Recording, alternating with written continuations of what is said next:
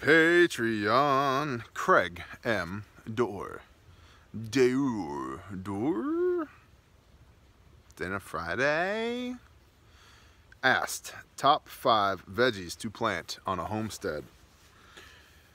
Okay, we can talk about that. Listen, number 1, plant what you eat.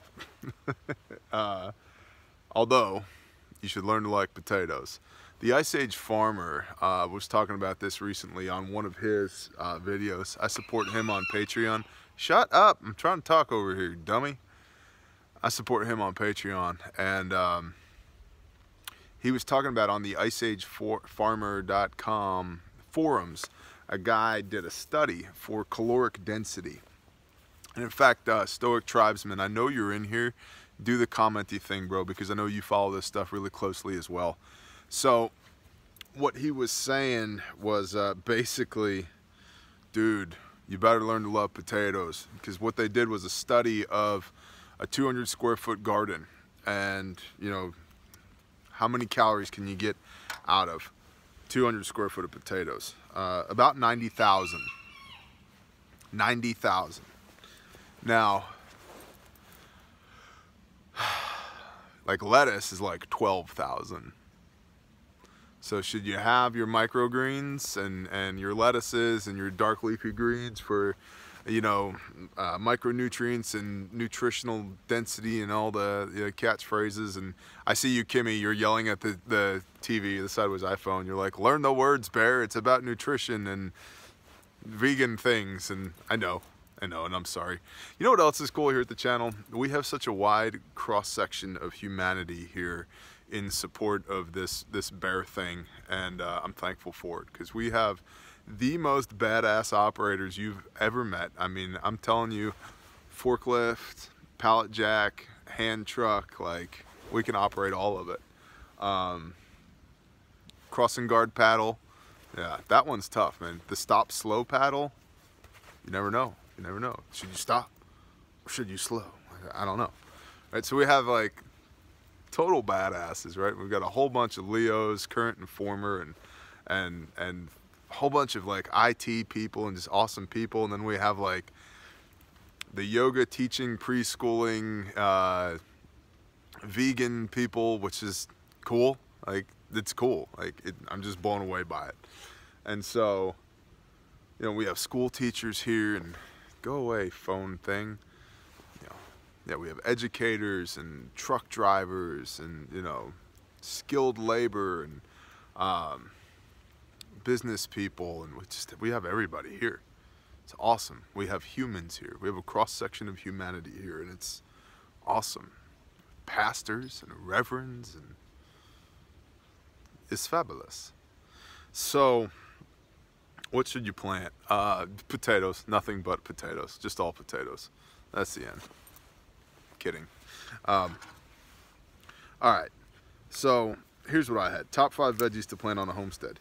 Beans, food and fodder. Now, on our homestead here, we were getting about a 10-to-1 yield on our beans, meaning if I planted a pound of beans, I got 10 pounds back. Now remember, Abraham, was it Abraham? No, I think it was Isaac, was blessed with 100-to-1. That's insane, dude. Think about that. You plant a pound of beans, you get 100 pounds back. You plant 100 pounds, you get 10,000 pounds back. It's huge. Huge. Tremendous. I wish just one time the Donald would knife hand at Melania on camera. It would be tremendous. Anyway. Beans, right?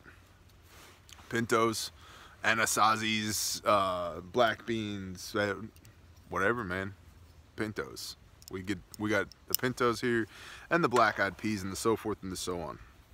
So beans, they are food and they are fodder for animals as well. Cow peas, you ever heard of cow peas? Those are beans. So corn, food and fodder. Caloric density is also very good on corn. Not as good as potatoes, but very good on corn. We planted quite a bit of corn here spring of last year that did okay. Needed better pollination for sure, and the areas that were farther away from the house didn't get enough sunlight. which is why you plant in the first place, to find out what it's going to do. But from there, sorry, there's things over there. Most of the corn got eaten by the chickens off of the stalk, which I was kind of annoyed about at first, but then I realized they just removed several steps for me. Thank you, chickens, question mark. So corn. And then I have root crops here, just in general, root crops. Potatoes, which we talked about. Onions, oignon. Remember that old cooking guy from Louisiana, I think, some oignon? I remember growing up legitimately thinking that there was a vegetable called oignon, that I didn't know what it was.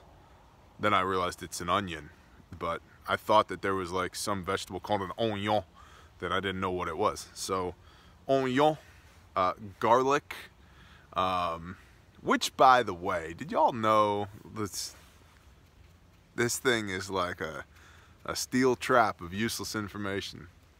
Emeril Lagasse, the garlic, the BAM,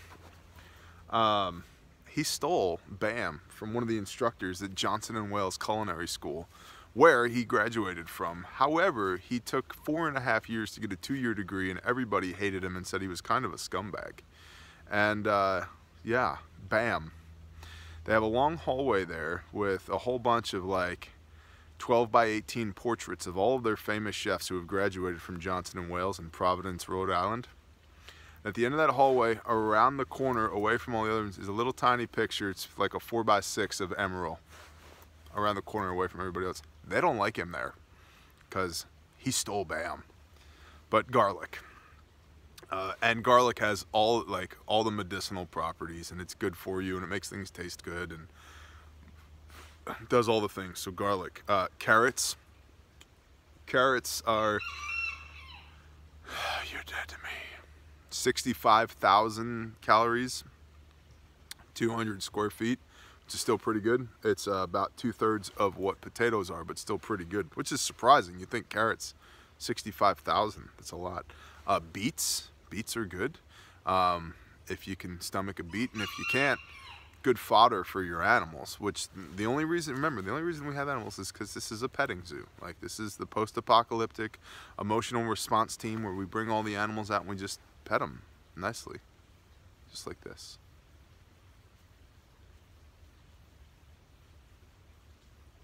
Just with the hand motion. Okay. So for your petting zoo animals, beets make good fodder. Greens, lots of vitamins. Now, we just talked about the caloric density of greens. It's pretty much not there. Like, drink water, right? Same thing with cucumbers, right? But caloric density and changing it up. Like, everybody knows you want to lose weight, eat salads. Like, this is a fact. Well, there's just not a lot of caloric density in, you know, cucumbers and lettuces and mustards and turnip greens and all these things, right? Tomatoes. But they do taste pretty good. Like mustard, I love mustard greens. So greens. And there's a lot of micronutrients in there, as well as roughage. It keeps the flow going. You know, it's, yeah.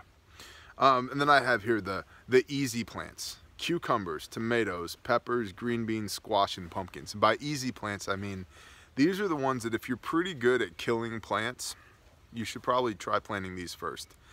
Cucumbers, we've had immense luck with cucumbers. I've never planted a crop of cucumbers that failed, and most of them have turned into bumper crops.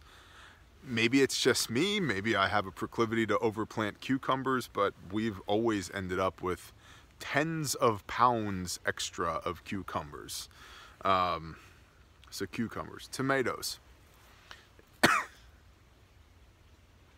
Just take care of them, and there's nothing like a homegrown tomato compared to a store-bought tomato. Like, a store-bought tomato might as well be like red Play-Doh, right? Like, it's just, but a homegrown tomato, dude, Cherokee purples or those little yellow sweet ones, oh, they're so good.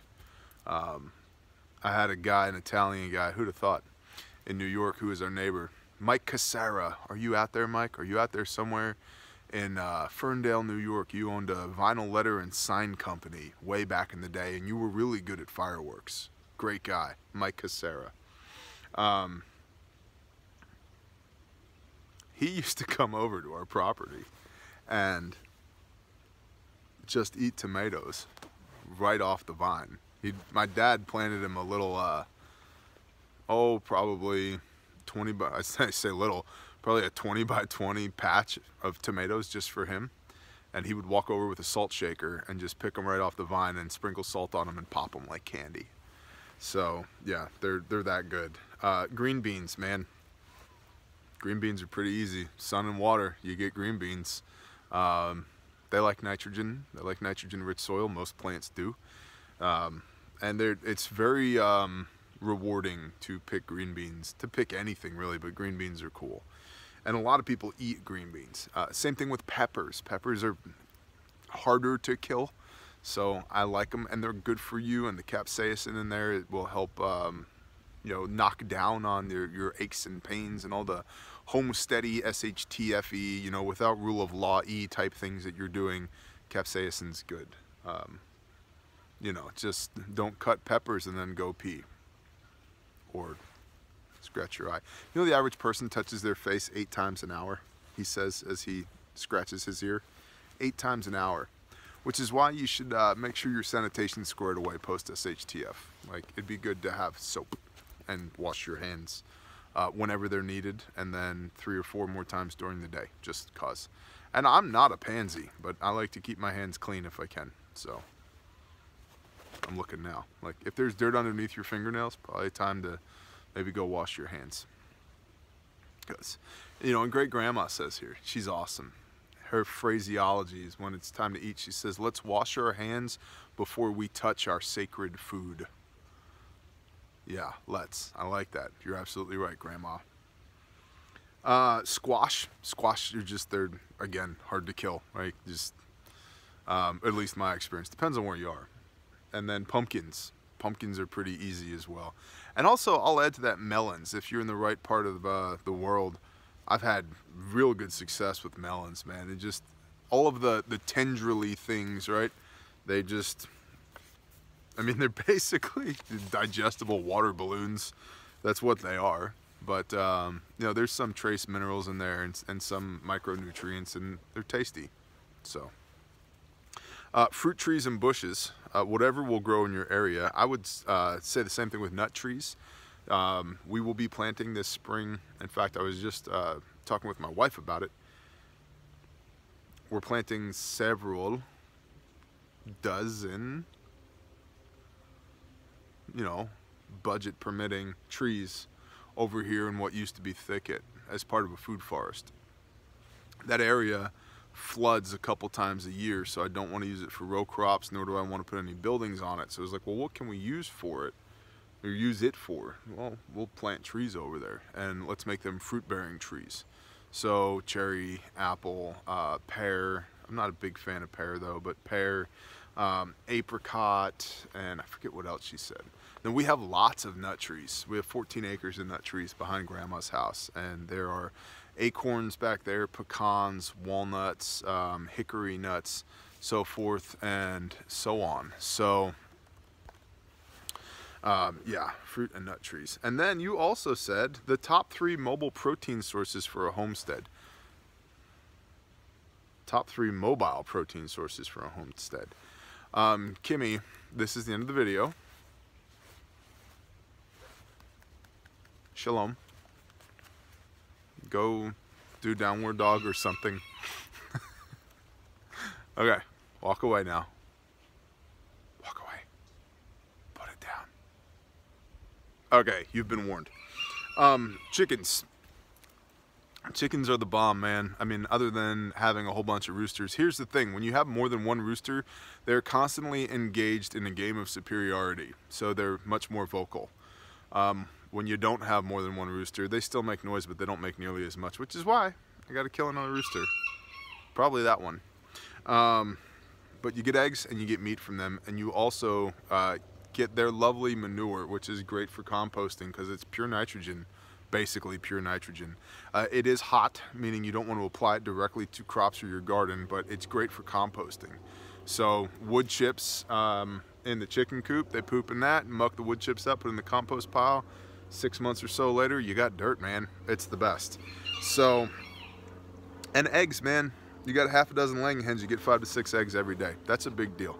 For most families, that's an egg each a day, and that's about 110 to 130 calories and lots of, you know, folic acid, so forth, so on.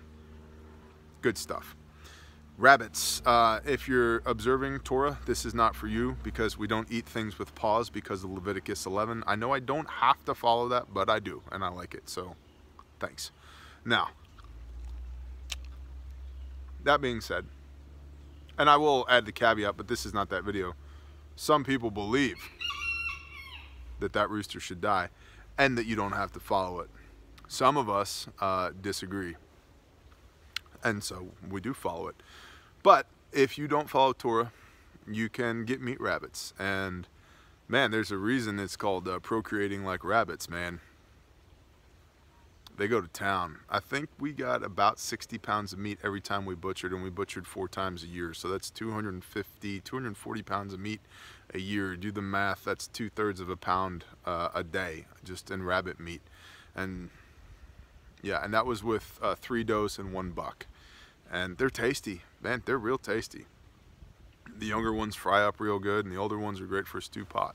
So I got all the text messages coming in and all the things with the things.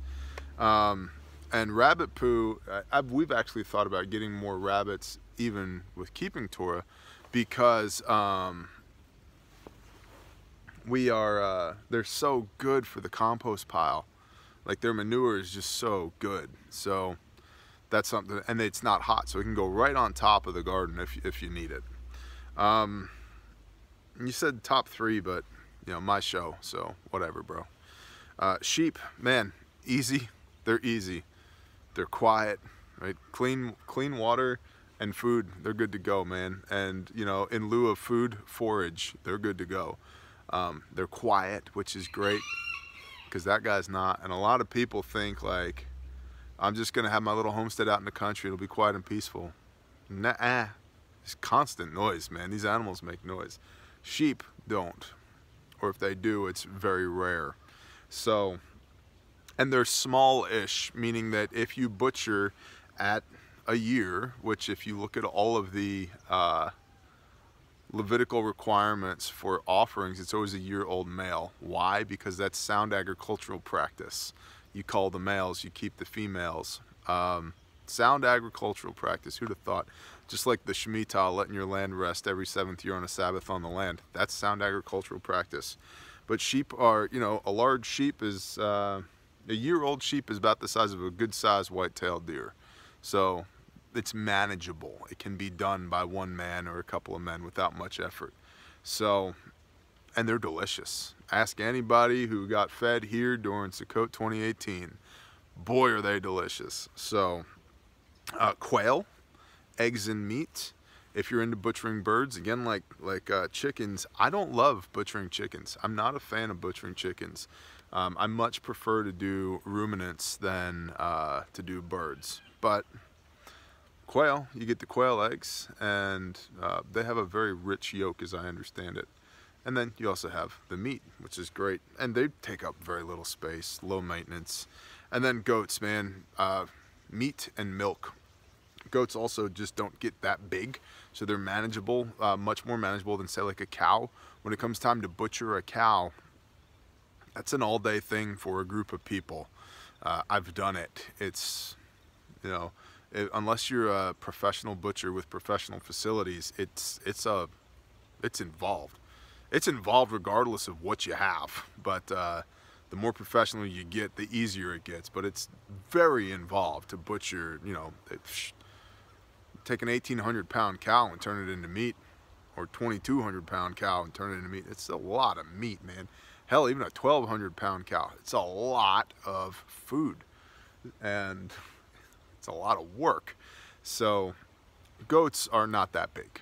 Goats, however, are much more vocal than sheep. Boy, do they make a lot of noise.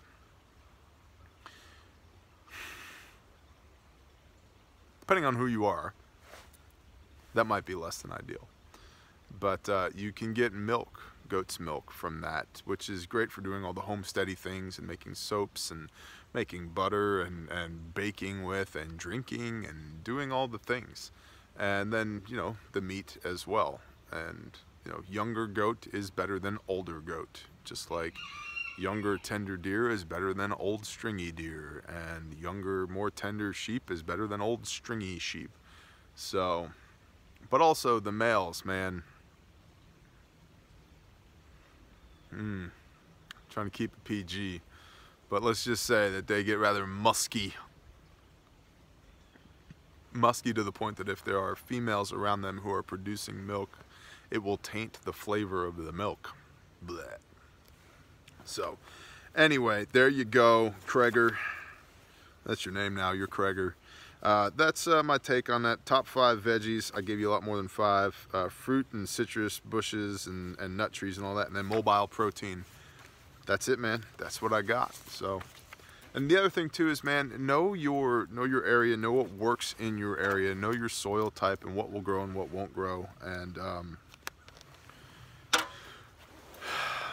plant. Go do. Just go do. Go swing your freaking axe, man, because you learn so much by doing.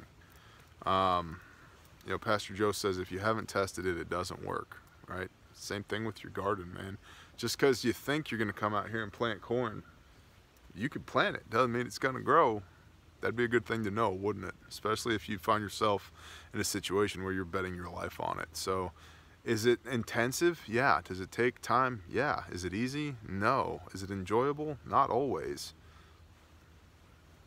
We're men. We do the hard things. And women too. We have a lot of women here too. Women of good character who do the hard things with us. And what more could you ask for? Go do the hard things. Learn by doing, man. And there's nothing